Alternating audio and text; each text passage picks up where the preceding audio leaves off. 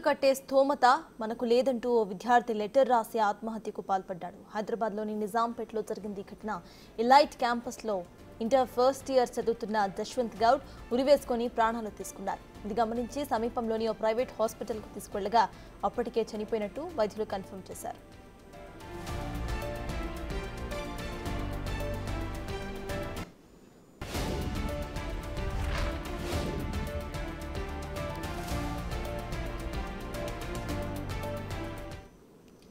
ఫీజులు కట్టే స్థోమత మనకు లేదంటూ ఒక ఇంటర్ విద్యార్థి ఆత్మహత్య చేసుకున్నాడు. ఇదే అంశంపై పూర్తి డీటెయిల్స్ మా ప్రతినిధి శ్రావణి అందిస్తారు. శ్రావణి, చెప్పండి, అక్కడ వాళ్ళ కుటుంబ సభ్యులు ఎవరైతే ఉన్నారో పేరెంట్స్ వాళ్ళు ఏమంటున్నారు?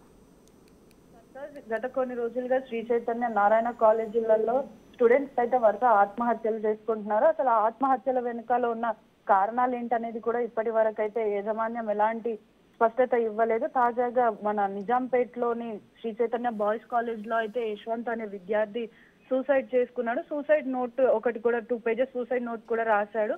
అందులో మనకి స్పష్టంగా మెన్షన్ చేశాడు, కష్టాలు అనేవి మొదలైనవి నా వల్లే, సో నేను నాతోటే ముగియాలని చెప్పేసి నేను ఆత్మహత్య చేసుకుంటున్నానని చెప్పేసి అందులో మెన్షన్ చేయడం జరిగింది. అసలు ఇప్పటికీ కూడా యాజమాన్యం ఎలాంటి స్పష్టత ఇవ్వలేదు. అసలు నిజంగానే స్తోమతల వల్లనే అతను ఆత్మహత్య చేసుకున్నాడా లేదా మరి ఇతర ఏ కారణాల వల్లనైనా ఆత్మహత్య చేసుకున్నాడా అన్నది కూడా ఇప్పటి వరకు పోలీసులు కానీ ఇటు యాజమాన్యం కానీ ఎలాంటి స్పష్టత ఇవ్వలేదు. అదే విధంగా ఇక్కడ విద్యా సంఘాల వాళ్ళు మాత్రం అతడి ఆత్మహత్య వెనకాల యాజమాన్యందే హస్తం ఉంది. ఎందుకు అనంటే రాత్రి 2 గంటల నుంచి 3 గంటల సమయంలో ఆత్మహత్య చేసుకున్నప్పుడు రూమ్ లో కూడా ఇంకా దాదాపుగా ఇంకో 4-5 విద్యార్థులు ఉన్నారు. వాళ్ళు కూడా గమనించకుండా ఇలా జరిగిందా అని చెప్పేసి వాళ్ళైతే క్వశ్చన్స్ రేజ్ చేస్తున్నారు.